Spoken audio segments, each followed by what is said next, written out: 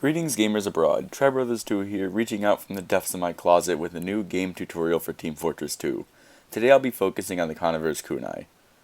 The Kunai is a very interesting weapon, and can make even the most testosterone-filled of heavies cripple in fear right on the spot.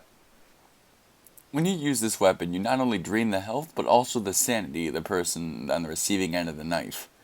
Upon a successful stab, you get a health buff of 7 to 210 health, depending on the size of the meat sack you stabbed. The kunai also drains your health buff at a slower rate. While a medic overheal drains in 15 seconds, the kunai takes a full minute to degrade that well-earned buff of yours.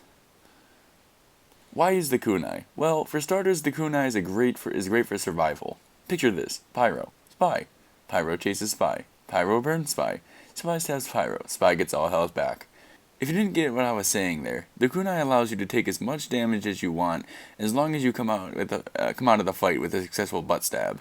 However, getting the butt stab is tricky. You're going to need to get good at trick stabbing, or otherwise you might as well be a heavy stick sandwich because you're going to be cooked to perfection. Another situation where the kunai is superior to all other melees is sentry sapping.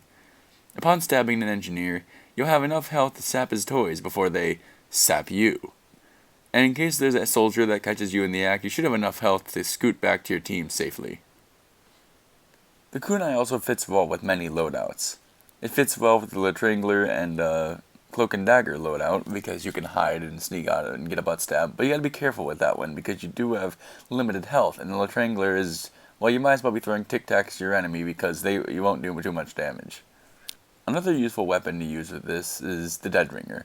I know it sounds kinda crazy because you already have limited health, you don't need to take any chip damage from the Deadringer, but bear with me, because the Deadringer, most likely after you activate it, you're heading straight for metal, and what comes with metal? Well, health. And once you're there, you just replenish your health, and you've successfully gotten away. Also, if you have a buff, using the Deadringer will help you preserve that buff instead of getting blown over by some soldier roaming the area. Some other weapons of mass destruction you can use are the Revolver and the Diamondback. These two weapons are useful because the Diamondback grants you crits after a successful stab, allowing you to use that giant buff you have to knock down all the heavies and medics and whatever lies in your path. And the Revolver is just good for a nice amount of base damage you can use once you get a successful stab. So, the kunai allows you to go on the shooting sprees you wouldn't be able to without the kind of buff that you get.